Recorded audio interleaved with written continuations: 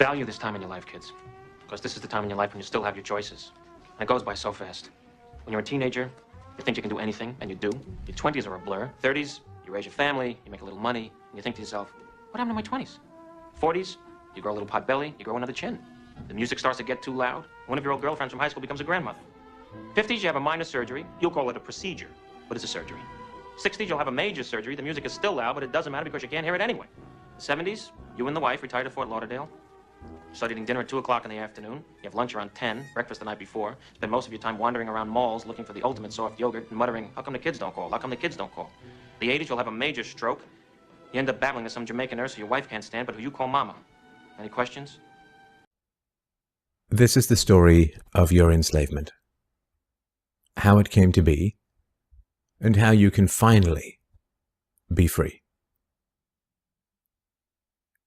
Like all animals, human beings want to dominate and exploit the resources around them. At first, we mostly hunted and fished and ate off the land, but then something magical and terrible happened to our minds. We became, alone among the animals, afraid of death and of future loss. And this was the start of a great tragedy and an even greater possibility. You see, when we become afraid of death, of injury and imprisonment, we become controllable and so valuable in a way that no other resource could ever be.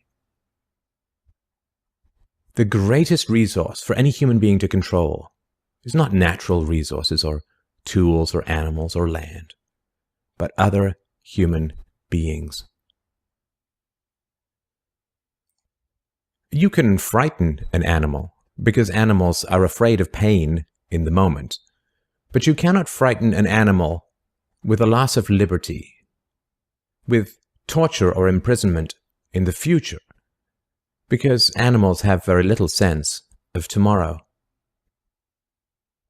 You cannot threaten a cow with torture or a sheep with death.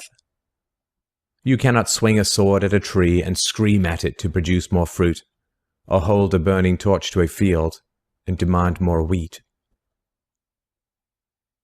You cannot get more eggs by threatening a hen, but you can get a man to give you his eggs by threatening him. This human farming has been the most profitable and destructive occupation throughout history, and it is now reaching its destructive climax. Human society cannot be rationally understood until it is seen for what it is: a series of farms where human farmers own human livestock. Some people get confused because governments provide healthcare and water and education and roads, and thus imagine that there is some benevolence at work. Nothing could be further from the reality. Farmers provide healthcare and irrigation and training to their livestock. Some people get confused because we are allowed certain liberties and thus imagine that our governments protect our freedoms. But farmers plant their crops a certain distance apart to increase their yields, and will allow certain animals larger stalls or fields if it means they will produce more meat and milk. In your country, your tax farm, your farmer grants you certain freedoms, not because he cares about your liberties, but because he wants to increase his profits. Are you beginning to see the nature of the cage you were born into? None of it seems to really help. Have you tried Kill All the Poor? Sir, with respect, we've had this conversation before. I'm just saying, have you tried it? No, of course we haven't tried it. We're not going to try it. I'm not saying do it. I'm just saying run it through the computer, see if it would work. Whether it would work is not the issue. So you think it might work? That's pretty right-wing. No, I don't think it'll work. I think it might. It wouldn't. Why not? Well, because they do all the, they clean all. We need them for all the things that we don't fancy. Aren't you thinking of immigrants? Look, there's an easy solution to this, guys. Just run it through the computer and check. Well, no. I can't believe you haven't done it drunk as a joke. What? Well, just do it quickly. I'm not going to do it. Why not? Because it's offensive and evil. I don't see the objection. The computer's not going to be offended. Just run it through. The computer will say, no, it wouldn't help to kill all the poor, and I'll stop going on about it. Right then.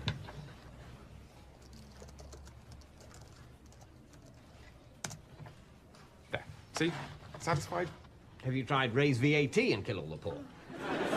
Look, we're just fact-finding. Why do you so want to kill all the poor, sir? I don't want to do anything of the sort, but I think it's important to know if it would help. Of course it wouldn't help, but the computer says it wouldn't help, so we're not doing it. That's why we're not doing it. What? That's the only reason why we're not doing it. Bloody hell, now I'm offended. I'm sorry. I shouldn't have asked you to run that through. It turns out if it had come out positive, you'd have started work by now.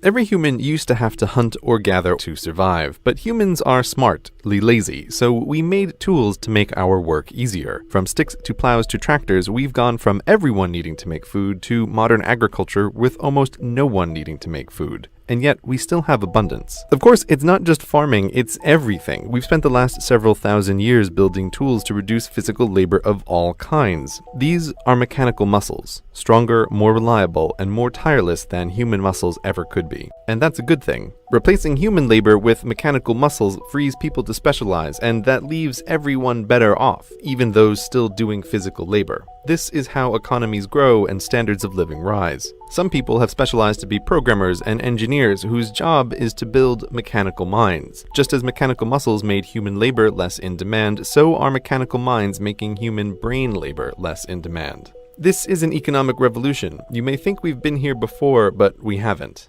This time is different.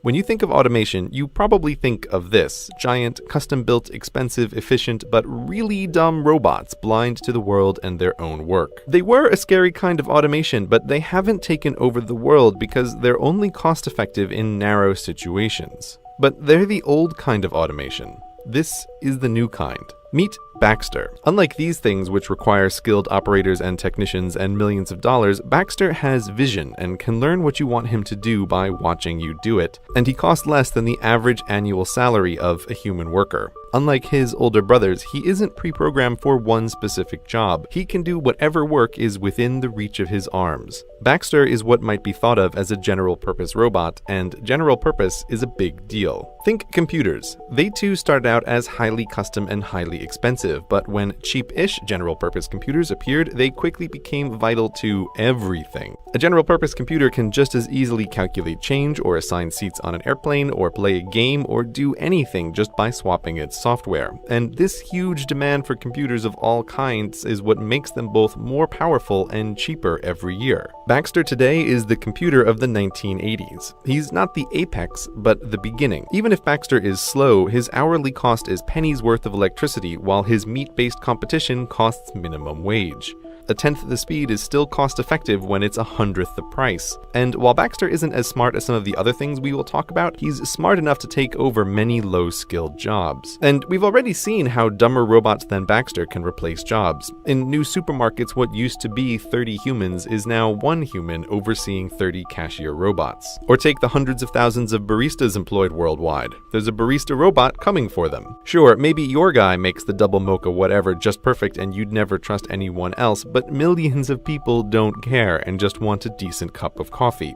Oh, and by the way, this robot is actually a giant network of robots that remembers who you are and how you like your coffee no matter where you are. Pretty convenient. We think of technological change as the fancy new expensive stuff, but the real change comes from last decade's stuff getting cheaper and faster. That's what's happening to robots now. And because their mechanical minds are capable of decision-making, they are out-competing humans for jobs in a way no pure mechanical muscle ever could. Imagine a pair of horses in the early 1900s talking about technology. One worries all these new mechanical muscles will make horses unnecessary. The other reminds him that everything so far has made their lives easier. Remember all that farm work? Remember running from coast to coast delivering mail? Remember riding into battle? All terrible. These new city jobs are pretty cushy, and with so many humans in the cities, there will be more jobs for horses than ever. Even if this car thingy takes off, he might say, there will be new jobs for horses we can't imagine. But you, dear viewer, from beyond 2000, know what happened. There are still working horses, but nothing like before. The horse population peaked in 1915. From that point on, it was nothing but down. There isn't a rule of economics that says better technology makes more better jobs for horses. It sounds shockingly dumb to even say that out loud, but swap horses for humans and suddenly people think it sounds about right. As mechanical muscles pushed horses out of the economy, mechanical minds will do the same to humans. Not immediately, not everywhere, but in large enough numbers and soon enough that it's going to be a huge problem. This is a simple explanation of climate change, based on an article in the New York Times.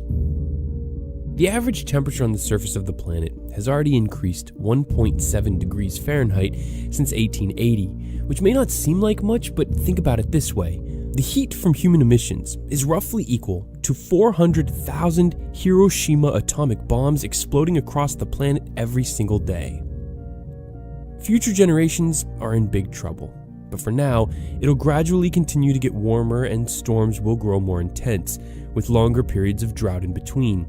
But longer term, if emissions continue to rise unchecked, the climate disasters will be so severe they will destabilize entire nations, send millions of refugees across borders, cause widespread extinction of most species on Earth, and melt the polar ice caps, leaving most of the world's coastal cities several feet underwater. All this could take centuries, but something like the sudden collapse of agriculture would trigger immediate chaos in society.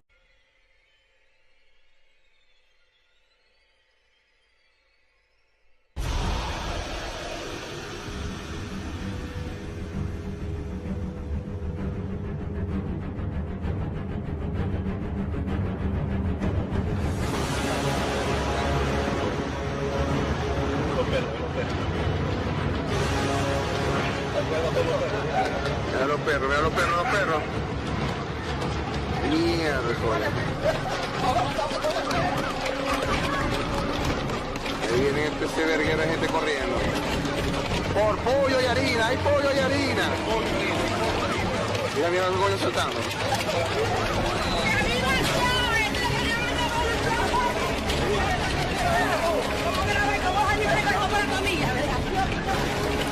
¿Qué dijo? Para el Facebook Bank.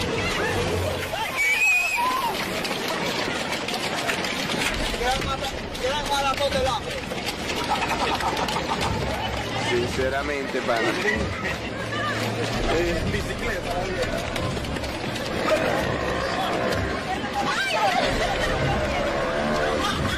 Mañana el lunes se las tomo de arriba.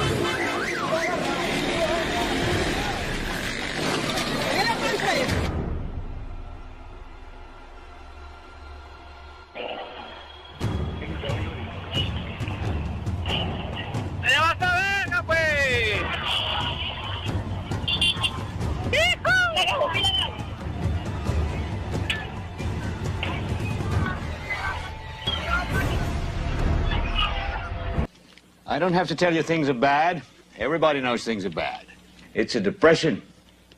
Everybody's out of work or scared of losing their job. The dollar buys a nickel's worth. Banks are going bust. Shopkeepers keep a gun under the counter. Punks are running wild in the street, and there's nobody anywhere who seems to know what to do, and there's no end to it. We know the air is unfit to breathe, and our food is unfit to eat. We sit watching our TVs while some local newscaster tells us that today we had 15 homicides and 63 violent crimes, as if that's the way it's supposed to be. We know things are bad, worse than bad.